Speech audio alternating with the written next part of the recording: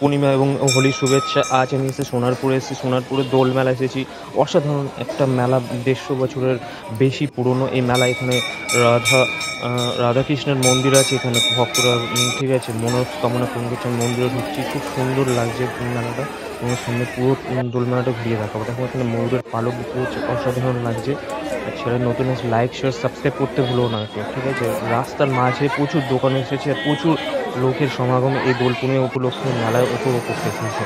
Please একটু বন্ধুদের share করে দাও, আর নতুন লাইক শেয়ার সাবস্ক্রাইব করতে একেবারে ভুলো না। প্রচুর ভিড় হয়েছে, অসাধারণভাবে সাজানো হয়েছে মন্দিরটাকে, লাইটিং করা হয়েছে, অসাধারণ